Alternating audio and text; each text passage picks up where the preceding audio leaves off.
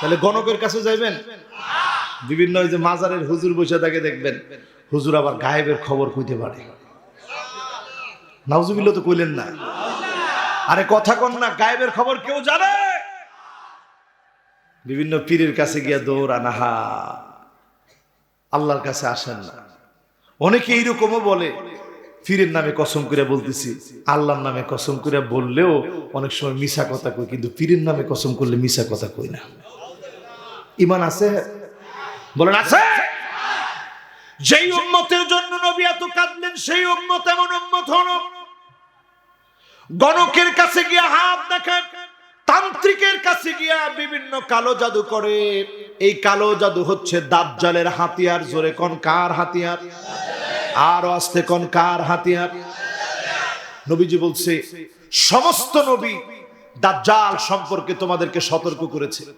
গতকালকে কি আপনারা আসছিলেন এই মাহফিলে? ভাই কই যান? ভাই সাহেব কই যান? 3 নাম্বার দিয়েছেন কি লিগা?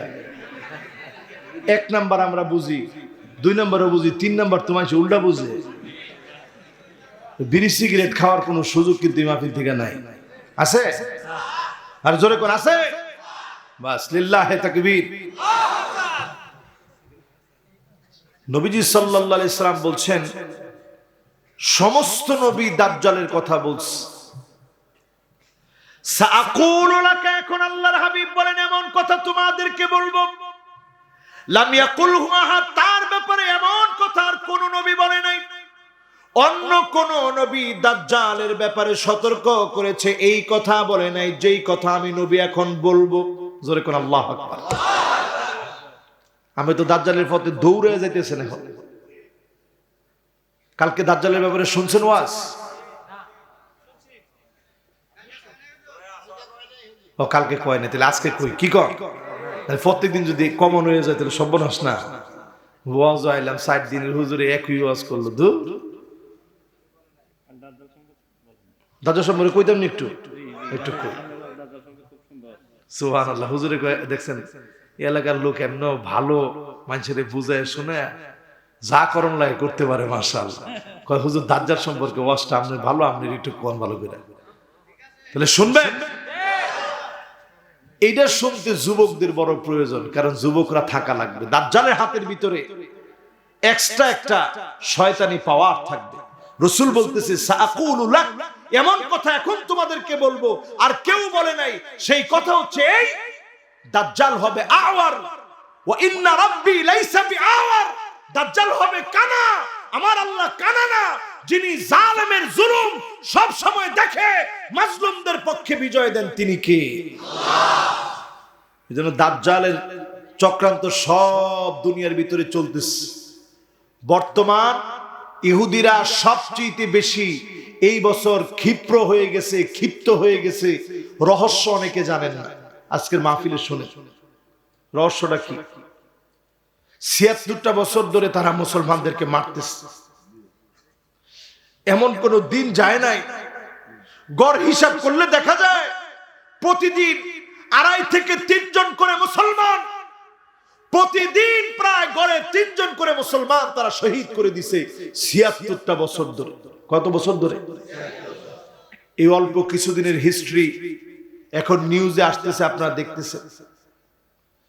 ১৮,০০০-এর উপরে মুসলমানদেরকে শহীদ করে দিছে। আমার সাথে ফিলিস্তিনের অনেক ছেলেরা পড়াশোনা করতো মিশরে। ১২৭টা দেশের ছেলেরা আমরা একসঙ্গে পড়তাম। তো আমি মিশরের ছেলেদের মধ্যে ফিলিস্তিনের ছেলেদেরকে দিল থেকে মহব্বত করতাম। আমি কোন ছেলেরে দেখি নাই কারো সামনে কখনো কাঁদতেছে, এরকম দৃশ্য দেখি নাই। কিন্তু দেখতাম যখনই তারা মসজিদে বসে আছে, ফুপায়া ফুপায়া মালিকের কাছে কাঁদতেছে। এদের সাথে আমি অনেকবার ট্যুর করেছি বিভিন্ন জায়গায়, যেমন ইস্কান্দারিয়ায় গিয়েছি, তুর পাহাড় দেখতে গিয়েছি। এরকম আল আজহার থেকে ট্যুরে নিয়ে যাওয়া হতো। তা আমি দেখতাম ফিলিস্তিনিরা কোন গ্রুপে আছে, তাদের কাছ থেকে কিছু জিনিস শিখবো জীবন। তাদের সাথে ট্যুর করতাম। এই ট্যুর করতে যখন বের হতাম, ভ্রমণে যখন বের হতাম, ফিলিস্তিনিদের ইতিহাস জানতে চাইতাম। অনেক ছেলেদেরকে আমি পেয়েছি যে বলছে আমার আব্বাকে জন্মের পরে আমি দেখি নাই, ছোটবেলায় মাকে পেয়েছি, কেমন চেহারা বলতে পারি না, আত্মীয় স্বজনকে কিছুই জানি না, শুধু আল আজহার বিশ্ববিদ্যালয়ে আসছি, একটা পৃষ্ঠার দাম আছে, একটা পৃষ্ঠা দিয়ে লেখা যায়, কিন্তু আমার কাছে আল আজহারের সার্টিফিকেট একটা পৃষ্ঠার সমান দাম নাই, কারণ এমন দেশের নাগরিক আমি যেই দেশে সার্টিফিকেট দেয়া কিছু হবে না। আমি বললাম তোমার দিলে এত কষ্ট, কিন্তু কোনো সময় তো বোঝা যায় না। তারা একটা জবাব দিত, মুমিন কখনো মালিকের সিদ্ধান্তে রাগ করতে পারে না, মুমিন সব সময় মালিকের সিদ্ধান্ত মাথা পেতে মেনে নিবে, এটার নামই হচ্ছে মুসলিম। জোরে কোন আল্লাহু আকবার। এটার নামই ঈমান ভাই। এখন এই ঈমানের দাবি আমরা যারা করব, আমাদের উপরে মায়ের যদি আসে, ঈমানের পথ যদি ছেড়ে চলে যান, আপনি মুমিন হতে পারেন নাই, ঠিক কিনা বলেন? এখন এই জুলুম নির্যাতন এত বেড়ে গেল কেন? রেড হফার, আমার দিকে তাকায় কথাগুলো শুনেন। রেড হফার মানে লাল বাছুর। বলেন এবার কি? ইহুদিরা দশম একটা লাল বাছুরকে তারা টেম্পল মাউন্টে নিয়ে জবাই করবে, দাজ্জাল যেন আসে, এই জন্য তারা প্রার্থনা করে টেম্পল মাউন্টে নিয়ে রেড হফারকে তারা জবাই করবে। লাল বাছুর, দশম লাল বাছুর। এই জন্য ইহুদিরা তাদের পুরো ইসরায়েলে বড় বড় গরুর ফার্ম আছে, লাল একটা বাছুরের প্রত্যাশায়। এখন তারা বলতেছে নিজেদের দাবি যে আমাদের লাল বাছুর, প্রত্যাশিত লাল বাছুর, এটা অলরেডি জন্ম হয়ে গেছে, জবাইয়ের অপেক্ষা। তাহলে জবাই করবে কখন?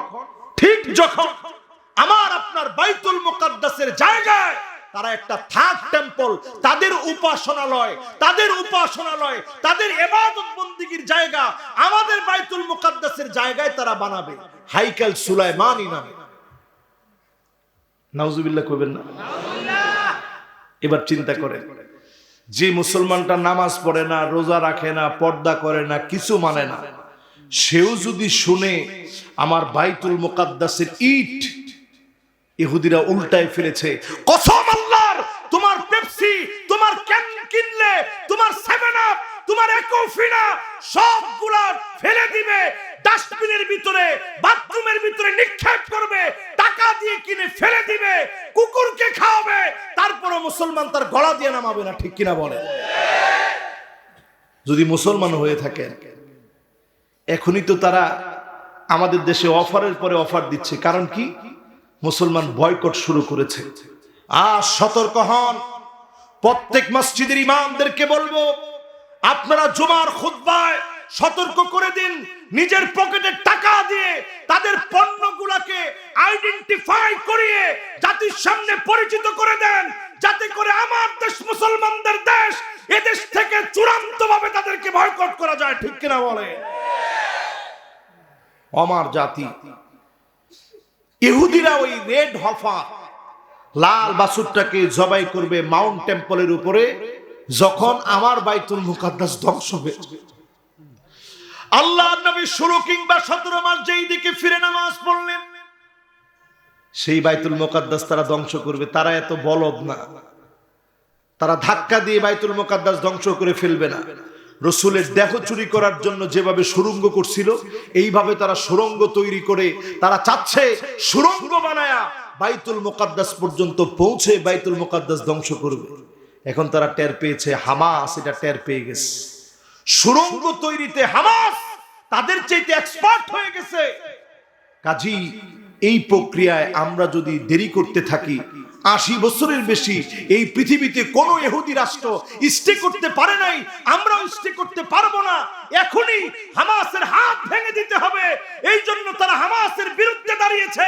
আজ বড় আফসোস, মুসলমানের কিছু নামদারি শায়েখ যারা মুসলমানের পরিচয় দিয়ে নামদারি শায়েখ সেজে ইহুদিদের পক্ষে কথা বলে, ঠিক কিনা বলে?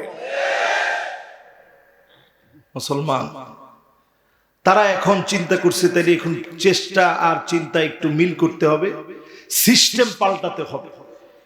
ইহুদিরা সিস্টেম পাল্টাতে বড় পটু, আর তাদের একটা নিয়ম হচ্ছে, একটা মিথ্যা সত্যর বললে এটা সত্যের মতো হয়ে যায়। এই জন্য তারা মিথ্যা কথা বলতে কোনো দ্বিধাবোধ করে না। এই জন্য তারা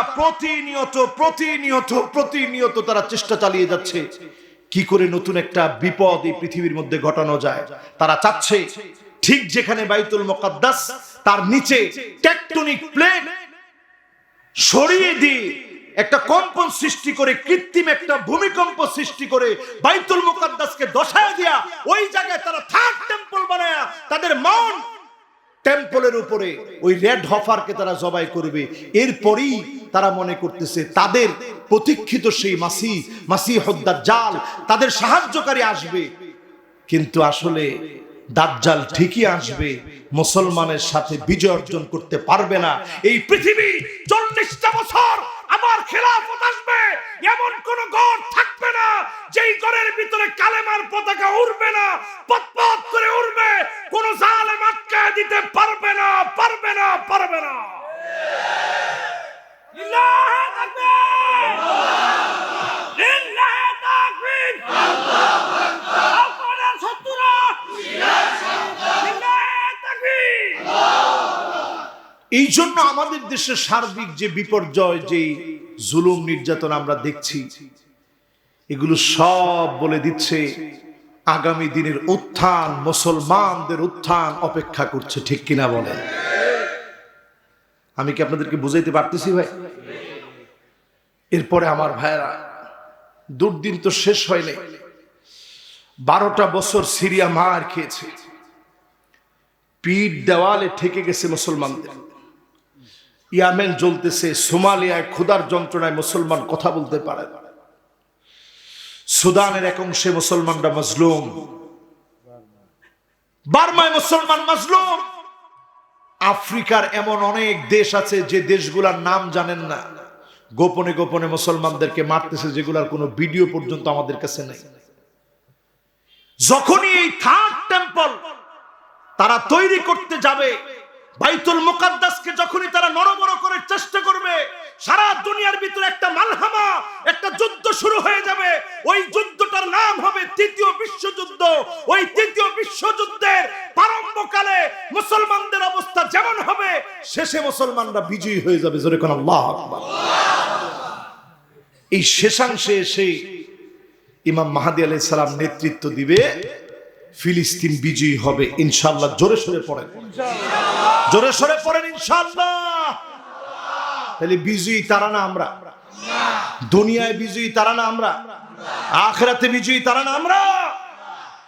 কিন্তু আজকে দুঃখজনক সত্য, মুসলমান গড়ে গড়ে ইহুদিদের সব স্বভাব, আচার আচরণ, অনুষ্ঠান, কৃষ্টি কালচার ঢুকে গেছে। মিউজিক বাজে না কার কার ঘরে? একটু হাত তুলেন তো দেখি। মাশাআল্লাহ, অনেক আল্লাহ ওয়ালা বুজুর্গানে দিন হাত তুলছেন। এবার যদি জিজ্ঞাসা করি, আপনাদের পোলাপান ইউটিউব চালায়নি? হ্যাঁ, এই ইউটিউবের ভিতরে মিউজিক আছে না নাই? আল্লাহর হাবিবের হাদিস শোনায় এই মাহফিলের ইতি টানতে চাচ্ছি, রাত অনেক হয়ে গেছে। মাশাআল্লাহ, এখন পূর্ণ সমর্থন পেয়েছি হুজুর, ওয়াজ অনেকগুলা শুনছি, এবার আপনি শেষের দিকে যান। লিল্লাহে তাকবীর, জোরে কোন লিল্লাহে তাকবীর।